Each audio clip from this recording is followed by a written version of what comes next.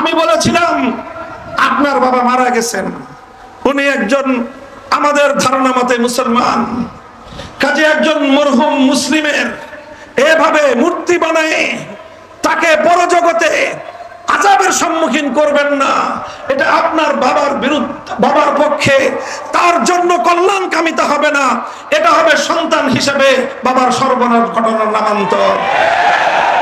এভাবে মূর্তি বানিয়ে তাকে জাতির সামনে কলঙ্কিত করবেন না।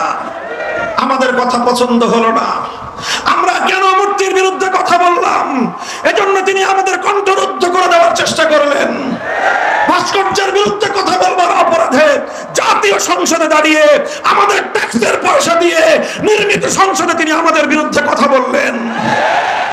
তিনি জাতির কাছ থেকে আমাকে বিচ্ছিন্ন করার পায়তারা চালালেন, আমাদের কোনো পরামর্শই তো শুনলেন না।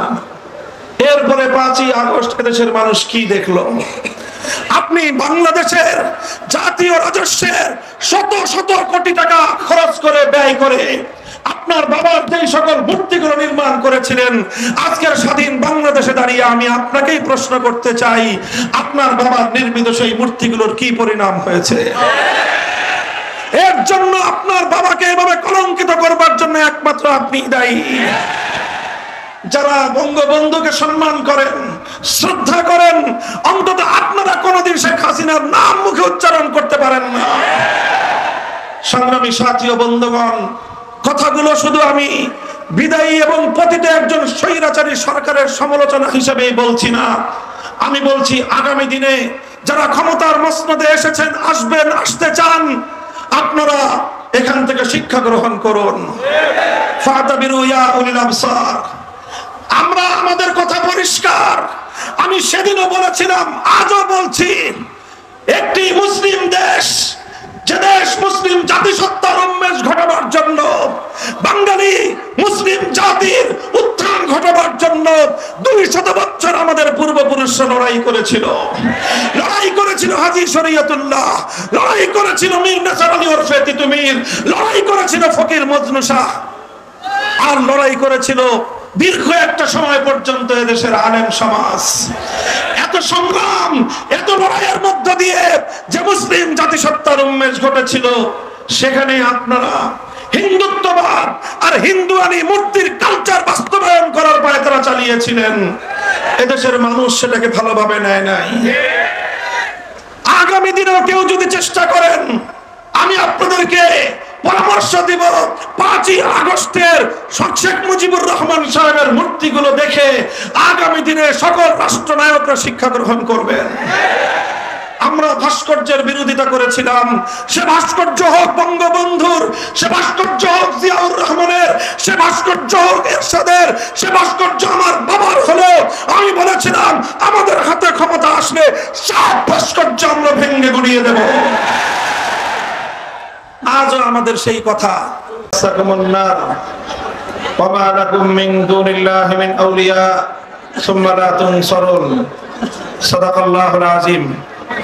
বাংলাদেশ খেলাফত মজলিস গাজীপুর জেলা শাখার উদ্যোগে আয়োজিত আজকের এই গণসমাবেশে উপস্থিত সম্মানিত সভাপতি, উপস্থিত বাংলাদেশ খেলাফত মজলিস, যুব মজলিস, ছাত্র মজলিস সহ সহযোগী সংগঠনগুলোর কেন্দ্রীয়, জেলা, মহানগরী নেতৃবৃন্দ, বিভিন্ন উপজেলা, থানা, ওয়ার্ড পর্যায় থেকে সমবেত সংগঠনের বিভিন্ন স্তরের নেতা কর্মী ও তাওহীদি জনতা, গাজীপুর জেলাবাসী, সর্বপ্রথম আমি আপনাদের শুকরিয়া জ্ঞাপন করছি যে আপনারা দীর্ঘ সময় ধরে প্রতিকূল আবহাওয়া উপেক্ষা করে আজকের আমাদের এই গণসমাবেশকে একটি গণসমুদ্রে পরিণত করে দীর্ঘ সময় অপেক্ষমান রয়েছেন। আল্লাহ রাব্বুল আলামিন আপনাদের সকলকে উত্তম বিনিময় দান করুন। আমি সর্বপ্রথম মহান রব্বুল আলামিনের শুকরিয়া আদায় করি যে রব্বুল আলামিন বাংলাদেশের মানুষের বুকের উপর থেকে জগদ্দল পাথরের মতো চেপে বসা ইতিহাসের জঘন্যতম স্বৈরাচারী শাসক শেখ হাসিনাকে উৎখাত করে দিয়ে এদেশের মানুষকে মুক্ত বাতাসে, মুক্ত আকাশে নিঃশ্বাস গ্রহণ করার সুযোগ করে দিয়েছেন। আল্লাহুম্মা লাকাল হামদু ওয়া লাকাশ শুকর। এরপর আজকের এই সুবর্ণ সময়ে বিজয়ের এই মুহূর্তে স্মরণ করছি আমি ওই সকল বীর শহীদানদেরকে যাদের রক্তের বিনিময়ে বাংলাদেশ আজ নতুন ভাবে স্বাধীনতা অর্জন করেছে। 2009 সালের পিলখানা ট্র্যাজেডির 57 জন দেশপ্রেমিক সেনা কর্মকর্তা, 2013 সালে শাপলা চত্বরে নবী প্রেমিক আশেকে রাসূল হেফাজতে ইসলাম বাংলাদেশের নেতা কর্মী শত শহীদের রক্তে ভেজা শাপলা চত্বরের শহীদানদের কথা স্মরণ করছি। বিশ্বনন্দিত মুফাসসিরে কোরআন আল্লামা দেলোয়ার হোসেন সাঈদী রহমাতুল্লাহি আলাইহির বিরুদ্ধে বানোয়াট রায় প্রকাশের মধ্য দিয়ে মৃত্যুদণ্ড ঘোষণা করবার পর কোরআন প্রেমিক তৌহিদি জনতা তীব্র প্রতিবাদে ফেটে পড়ার পর পাখির মতো গুলি করে হত্যাকাণ্ডের শিকার শতাধিক কোরআন প্রেমিক তৌহিদি জনতাকে স্মরণ করছি।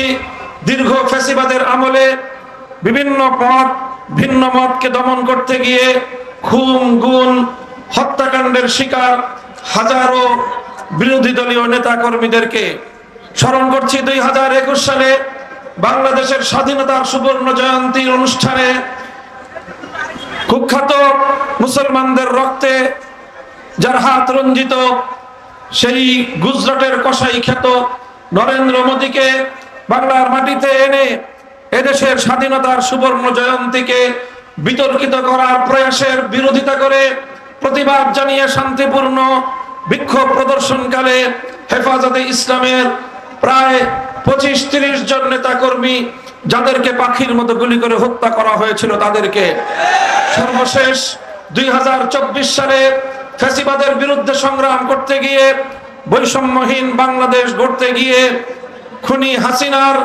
লেলিয়ে দেওয়া সন্ত্রাসী যুবলীগ, ছাত্রলীগ, হাতুড়ি লীগ, হেলমেট লীগ এবং প্রশাসনের মধ্যে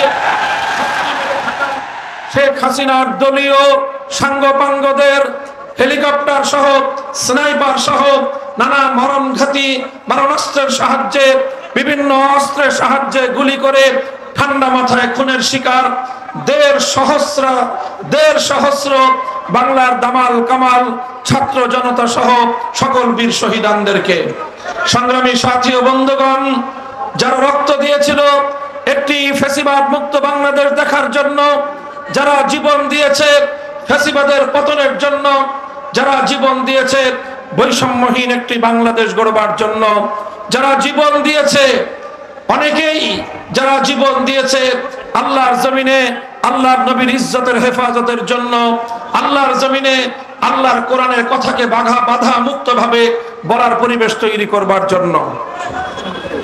কাজেই সেই সকল বীর শহীদানদের শাহাদাতের প্রতি যদি আমরা শ্রদ্ধা প্রদর্শন করতে ব্যর্থ হই, তাদের শাহাদাত বরণ করার কথা যদি আমরা বেমালুম ভুলে যাই, দেশ যদি ভুলে যায়, প্রশাসন যদি ভুলে যায়, সরকার বা রাষ্ট্র যদি ভুলে যায়, এটা হবে জাতীয় গাদ্দারি, শহীদদের সাথে গাদ্দারি। যে কোনো মূল্যে এই সকল বীর শহীদানদেরকে আমাদের স্মরণ রাখতে হবে। তাদের যে আত্মত্যাগের যে উদ্দেশ্য ছিল বৈষম্যহীন জুলুম মুক্ত একটি সমাজ আমাদেরকে গড়তেই হবে। সংগ্রামী সাথী ও বন্ধুগণ, আমি মঞ্চে দাঁড়িয়ে স্মরণ করিয়ে দিতে চাই এবং সতর্ক করতে চাই একটি বিষয়ে, বিশেষ করে আগস্ট বিপ্লবের সেই সম্মুখ সমরের সংগ্রামী ছাত্র জনতাকে এবং এদেশের আলেম সমাজ, দায়িত্বশীল সমাজকে একটি কথা আমি স্মরণ করিয়ে দিচ্ছি বারবার। স্বাধীনতা অর্জন করা যতটা কঠিন, স্বাধীনতা রক্ষা করা তার চেয়েও বেশি কঠিন। আর বিশেষভাবে এই দেশের মানুষের একটি তিক্ত অভিজ্ঞতা রয়েছে। সে কারণে আমাদেরকে স্বাধীনতা অর্জন করার পর, বিজয় অর্জন করার পর সেই বিজয় ছিনতাইকারীদের হাত থেকে রক্ষা করবার জন্য আমাদেরকে অনেক বেশি মনোনিবেশ করতে হবে। আমরা দেখেছি 1971 সালে যখন এই স্বাধীন বাংলাদেশের অভ্যুদয় ঘটে, স্বাধীন বাংলার এই মানচিত্র খুব অল্প সংগ্রামের মধ্য দিয়ে আমরা অর্জন করিনি। এই বাংলার মানচিত্র আমাদেরকে পেতে গিয়ে তিনটি আধিপত্যবাদের বিরুদ্ধে লড়াই করতে হয়েছিল। আমাদেরকে লড়তে হয়েছিল 200 বছরের ব্রিটিশ বেনিয়া সাম্রাজ্যবাদী শক্তির বিরুদ্ধে। আমাদেরকে লড়তে হয়েছিল সেই 1905 সাল থেকে 1947 সাল পর্যন্ত পশ্চিমবঙ্গের দাদাবাবুদের বিরুদ্ধে, যারা পূর্ববঙ্গের মুসলিম সভ্যতা এবং ইসলামী জাতিসত্তার বিরুদ্ধে ঘোরতর বিরোধী ছিল, সাম্প্রদায়িক রবীন্দ্রনাথ ঠাকুরদের নেতৃত্বে যারা এই পূর্ববঙ্গের মুসলমানদের উত্থানের বিরুদ্ধাচরণ করেছিল, তারা এর বিরুদ্ধে লড়াই করে পশ্চিম বাংলার খবরদারি মুক্ত একটি পূর্ব বাংলা 1947 সালে গঠন করতে হয়েছিল। আর তৃতীয় সংগ্রাম ছিল পশ্চিম পাকিস্তানি খান পাঠানদের বিরুদ্ধে। আমরা যাদেরকে বলেছিলাম তোমরা আমাদের ভাই, আমরা তোমাদের ভাই হতে চাই, তারা আমাদেরকে বলেছিল তোমরা বাঙালি, তোমরা হবে আমাদের দাস, আমরা হব তোমাদের প্রভু। আমরা পরিষ্কার বলে দিয়েছিলাম আমরা মুসলমান, আমাদের একমাত্র প্রভু আরশের মালিক। এই জমিনে আমাদের বন্ধু থাকতে পারে, কোনো প্রভু থাকতে পারে না।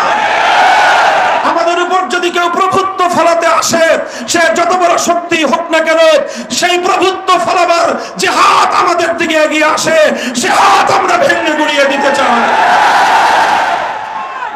সংগ্রামী সাথী ও বন্ধুগণ, এইভাবে তিনটি আধিপত্যবাদের বিরুদ্ধে লড়াই করে 200 বছরের সংগ্রামের মধ্য দিয়ে এই স্বাধীন বাংলাদেশের অভ্যুদয় হয়েছিল। যেই সংগ্রাম সূচনা হয়েছিল ইনশাআল্লাহ বলে, অর্থাৎ আল্লাহ পাকের উপর অবিচল আস্থা এবং বিশ্বাসের মধ্য দিয়ে স্বাধীনতার ডাক এসেছিল। আর এই স্বাধীনতার কমিটমেন্ট ছিল, জাতির সঙ্গে অঙ্গীকার ছিল, কোরআন সুন্নাহ বিরোধী কোনো আইন এদেশে তৈরি করা হবে না। আমি ইতিহাসের রেফারেন্স বলছি।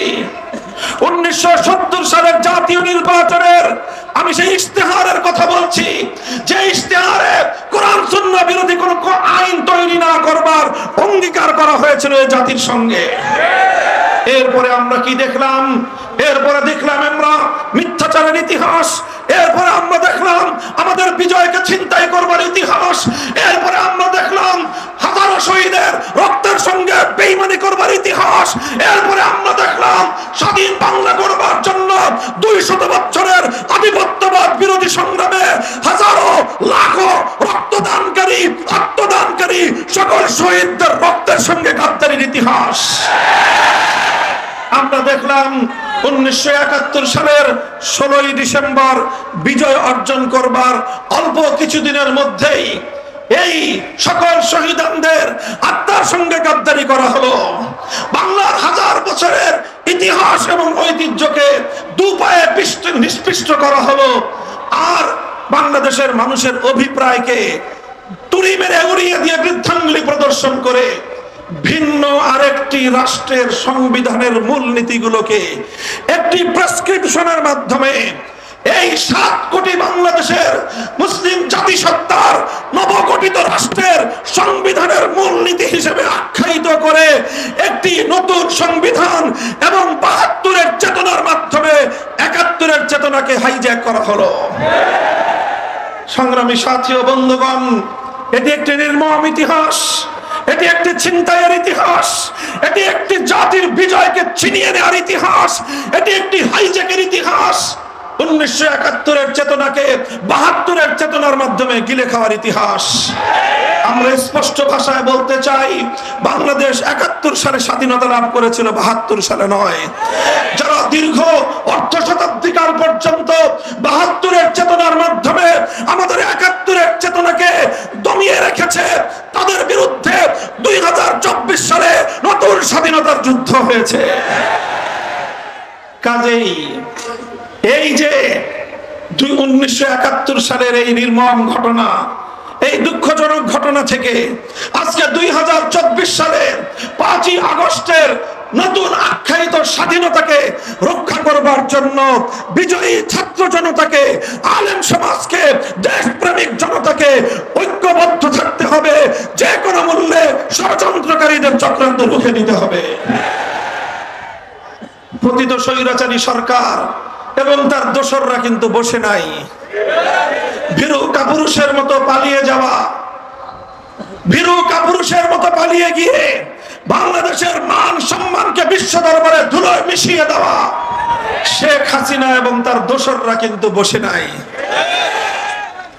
প্রশাসনের বিভিন্ন জায়গায়, বিভিন্ন গুরুত্বপূর্ণ চেয়ারে এখনো ঘাপটি মেরে বসে আছে তাদের পতিত স্বৈরাচারের অনেক দোসর, তাদের লেসপেন্সার, তাদের অনেক দালাল গোষ্ঠী এখনো বসে আছে। আর বাংলাদেশকে আগস্ট বিপ্লবের বিরুদ্ধে নতুন এক ধারায় পরিচালিত করবার ষড়যন্ত্র চক্রান্ত করছে। শেখ হাসিনা রাজনীতি করেছিল ইসলামের বিরুদ্ধে। আমি বলেছিলাম আপনার বাবা মারা গেছেন, উনি একজন আমাদের ধারণা মতে মুসলমান, কাজে একজন মরহুম মুসলিমের এভাবে মূর্তি বানায় তাকে পরজগতে আযাবের সম্মুখীন করবেন না, এটা আপনার বাবার বিরুদ্ধে, বাবার পক্ষে তার জন্য কল্যাণ কামিতা হবে না, এটা হবে সন্তান হিসেবে বাবার সর্বনাশ ঘটনার নামান্তর।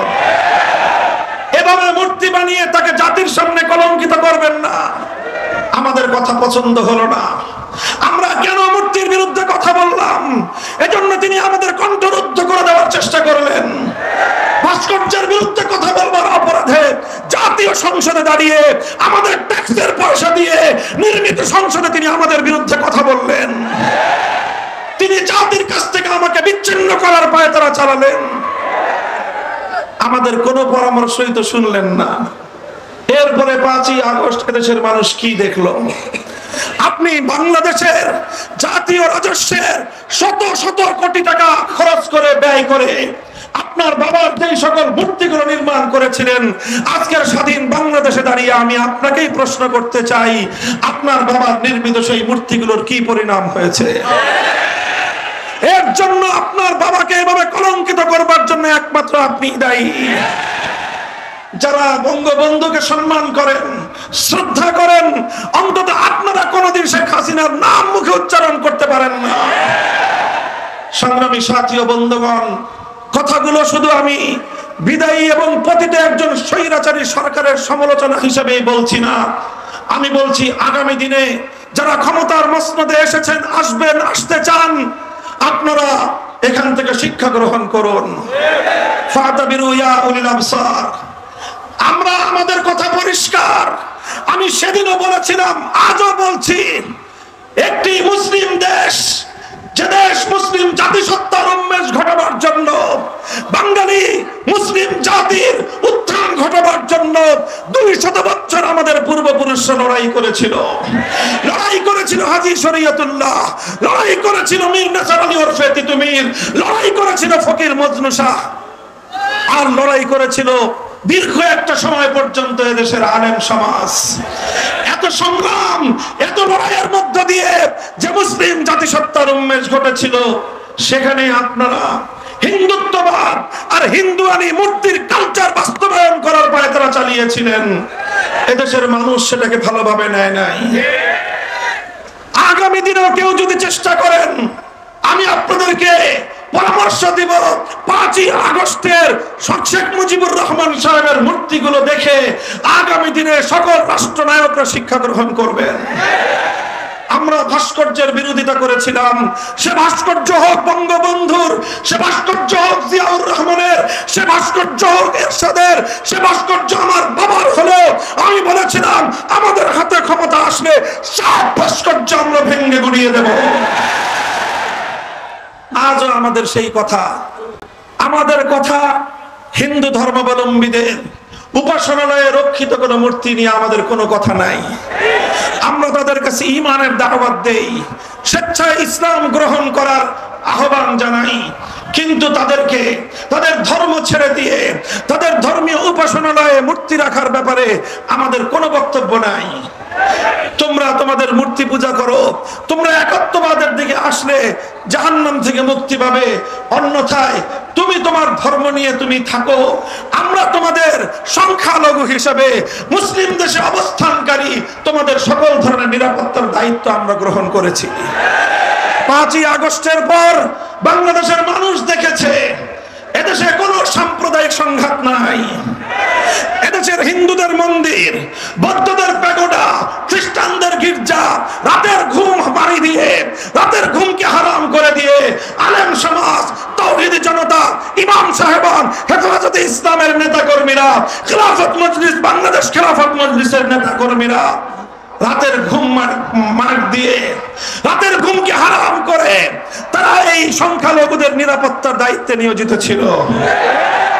বাংলাদেশের 5ই আগস্টের পর কোথাও সংখ্যালঘু নির্যাতনের কোনো ঘটনা নাই। কারণটা কি? আগে কেন ঘটতো?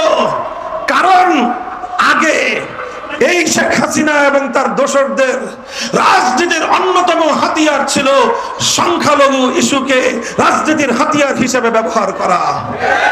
আমি বলি, তারা রাতের অন্ধকারে কালনাগিনী হয়ে সংখ্যালঘুদেরকে ছোবল মারত, দিনের আলোয় আবার তারাই ওঝা হয়ে ঝাড়তে আসতো।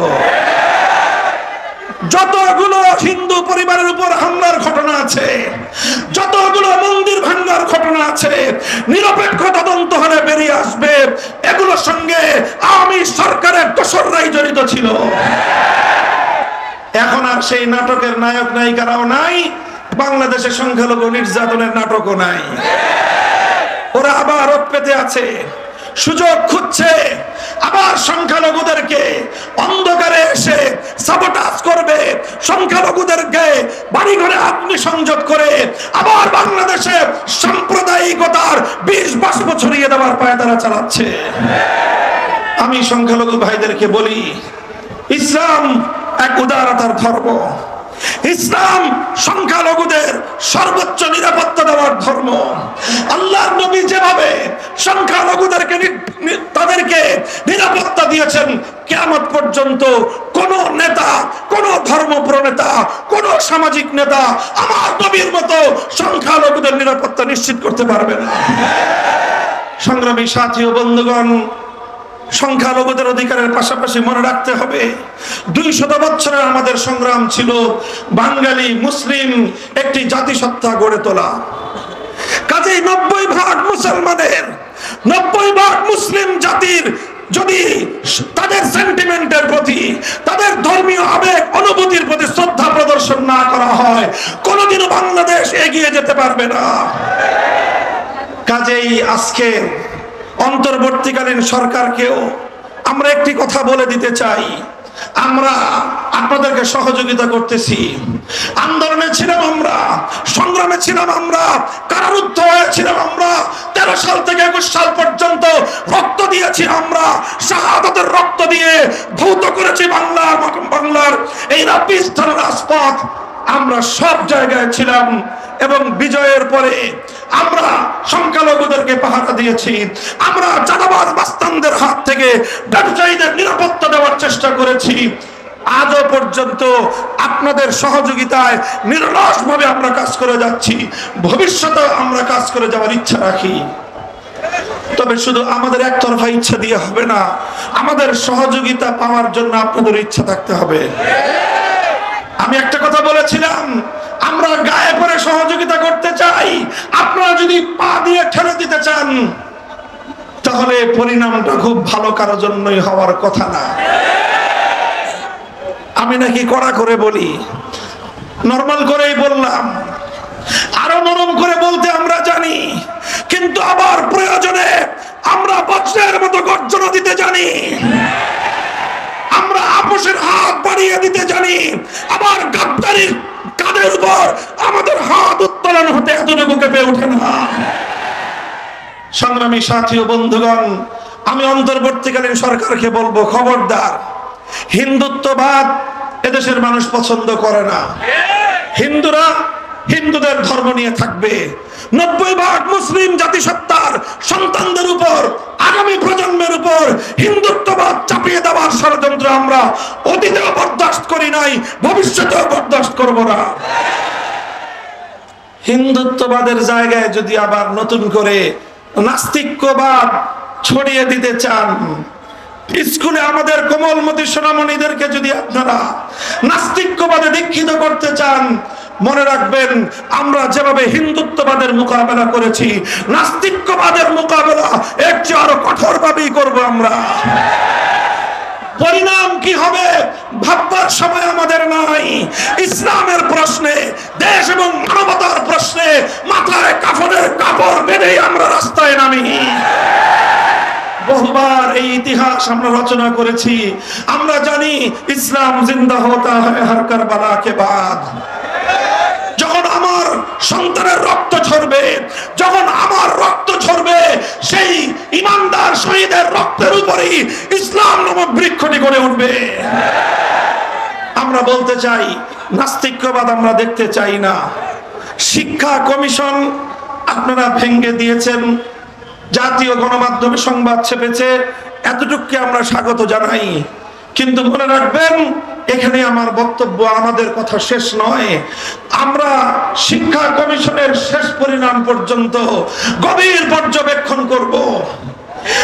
চিহ্নিত কোন ইসলাম বিদ্বেষীকে বাংলাদেশের শিক্ষা কমিশনে বরদাস্ত করব না। আমরা নিরপেক্ষ সাধারণ মানুষ যারা আছেন তাদেরকে দিয়ে শিক্ষা কমিশন গঠন করুন। আমরা বলি না আমাদের আলেম ওলামাদেরকে দিয়ে শিক্ষা কমিশন করে ফেলুন। আমরা শুধু এতটুকু আবদার করি, 90% মুসলমানদের দেশের শিক্ষা কমিশনে শিক্ষা এবং পাঠ্যসূচি নির্ধারণের ক্ষেত্রে আলেম সমাজের কন্ট্রিবিউশন থাকা দরকার। একজন অন্তত আলেম প্রতিনিধি রাখুন, ইসলামী শিক্ষাবিদ রাখুন, এরপর অন্যান্য বিভাগ থেকে রাখুন, যাতে এমন কোন পাঠ্যসূচি আমার সোনামণিদের জন্য প্রণীত না হয় যেটা আমার সন্তানের ঈমানকে হরণ করতে পারে। মনে রাখবেন, আগামী প্রজন্মের ঈমানকে রক্ষা করবার জন্য আমরা যুদ্ধ করতে প্রস্তুত থাকি। আরেকটা কথা, এটাই আমার সর্বশেষ পয়েন্ট। আন্তর্জাতিক মানবতা বিরোধী যে আন্তর্জাতিক মানবতা বিরোধী দমন, মানবাধিকার বিরোধী দমন যে আইন, সেই দমন আইনের সংস্কারের মাধ্যমে নতুন কিছু ধারা অন্তর্ভুক্ত করার প্রস্তাবনা এসেছে। তার মধ্যে 3টি ইস্যু খুব স্পর্শকাতর। 1 নম্বর, ট্রান্সজেন্ডারের নামে সমকামিতাকে বাংলাদেশে বৈধতা দেওয়ার পায়তারা চলছে। 2 নম্বর, ম্যারিটারিয়াল রেপ, বৈবাহিক ধর্ষণের আখ্যা দিয়ে স্ত্রীর উপর আল্লাহ প্রদত্ত স্বামীর অধিকার খর্ব করবার পায়তারা চলছে। 3 নম্বর, জোরপূর্বক গর্ভধারণ ইত্যাদি শিরোনামে আল্লাহ প্রদত্ত প্রতিটি দম্পতির স্বাভাবিক নরমাল সম্পর্ককে বিকৃত করে প্রতিটি দম্পতির মধ্যে ঘরে ঘরে অশান্তির আগুন জ্বালিয়ে দেবার পায়তারা করছেন। মনে রাখবেন, আল্লাহ প্রদত্ত প্রতিটি দম্পতির যে অধিকার, সেই অধিকার যদি হাত দেওয়ার চেষ্টা করেন, আমরা আমাদের পরিণামের কথা চিন্তা করার সুযোগ পাবো না। সে হাত আমরা ভেঙে গুড়িয়ে দিতে উদ্যত হব। 3 নম্বর ইস্যু হলো, ভারতে একের পর এক ঘটনা ঘটছে। আমার নবীর ইজ্জতের বিরুদ্ধে কটূক্তি করা হচ্ছে। নূপুর শর্মা থেকে আজকে রামগিরি মহারাজ পর্যন্ত একটার পর একটা আমার নবীর ইজ্জত নিয়ে আপনারা ছিনিমিনি খেলছেন। সেদিন দেখলেন মুম্বাইয়ের মুসলমানেরা, ভারতের মুসলমানরা কিভাবে গর্জে উঠেছে। যদি আপনারা এভাবেই আমার নবীকে আঘাত করতে থাকেন, আপনার দেশের অখণ্ডতা রক্ষা করতে পারবেন না। বাংলাদেশের রাষ্ট্রকে বলবো, ভারতীয় রাষ্ট্রদূতকে তলব করে হুঁশিয়ার করে দেন। মনে রাখবেন, ওরা আমার নবীকে গালি দিবে আর আপনারা ইলিশ মাছ রপ্তানি করে পীড়িত করবেন। বাংলাদেশের মানুষ সেই প্রেম দেখতে কথা বলেন, ঠিক না বেঠিক? বলবেন রপ্তানি না করলে আমাদের বৈদেশিক মুদ্রা আসবে না। শুনে রাখেন, নবীর ইজ্জতের বিনিময়ে কোন রেমিটেন্স, কোন বৈদেশিক মুদ্রা আমরা খেতে চাই না।